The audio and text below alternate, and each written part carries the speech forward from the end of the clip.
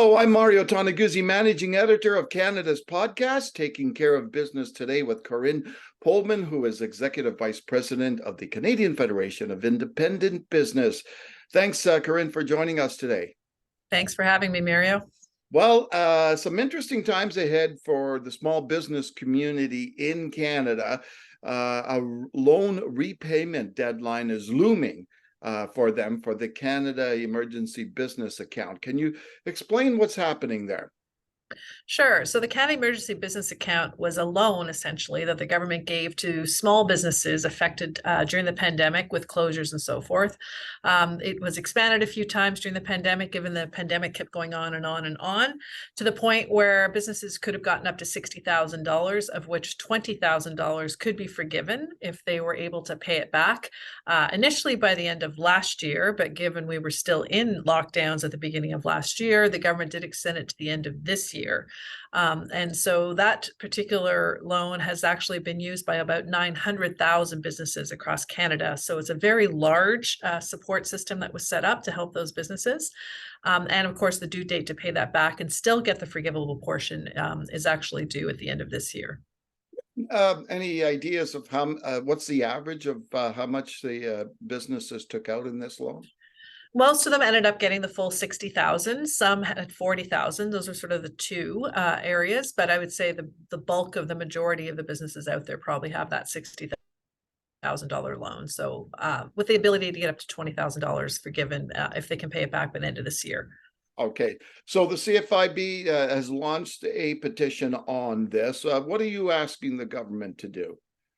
Well, it's been a pretty rough couple of years. So while we're out of the COVID pandemic officially now, which is good news, small businesses are still struggling to recover. About 1 in 2 are still not back to normal revenues. That means revenues that they were pre-pandemic.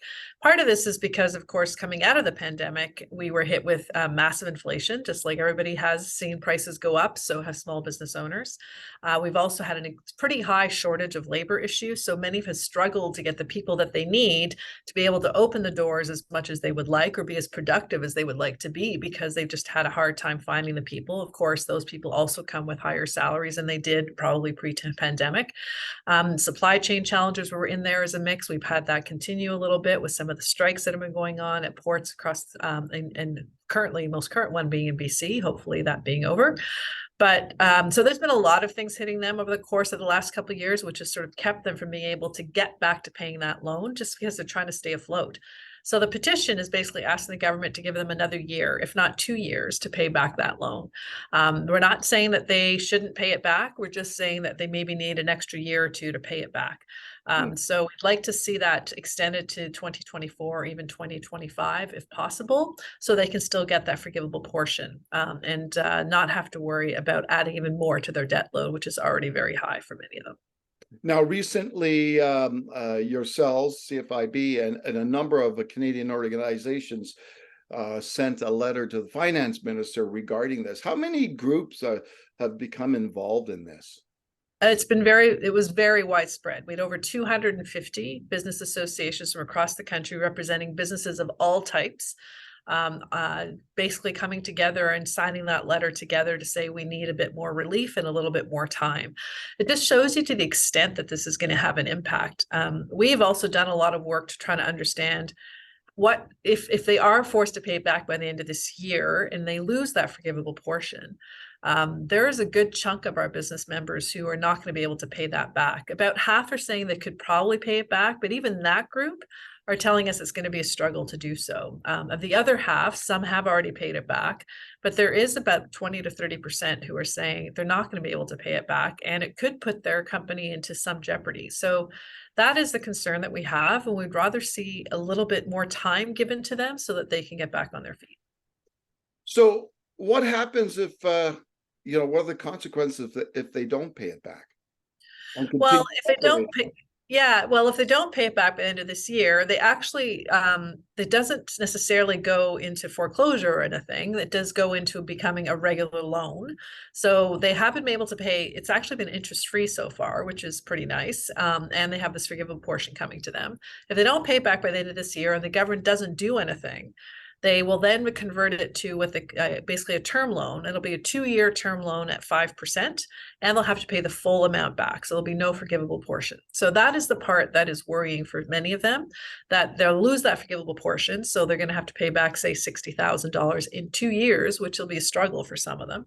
And they'll have to pay interest on that loan as well. So that is essentially what could happen. But I think for some, that's a scary thought, because it's probably not the only debt that they're holding, right? So they have other debt too that they're holding on to. So it is adding to that sort of debt load that they may already have. All right. Now, I know, Corinne, that over the past couple of years during the pandemic, the CFIB has kept close tabs on the number of, the percentage of businesses that are back to quote unquote normal sales. What would it be around right now? So about 49% are telling us that they're not back to normal sales. So they're still struggling to get back to that level.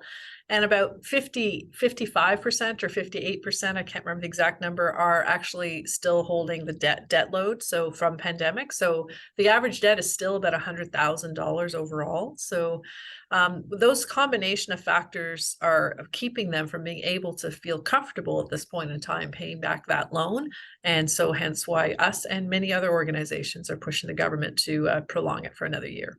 All right. Wonderful. Thanks very much, Corinne, for joining us today. Thank you. All right, that was Corinne Pohlmann, who is Executive Vice President of the Canadian Federation of Independent Business. I'm Mario Toneguzzi, Managing Editor of Canada's Podcast, taking care of business today. Thanks for joining us.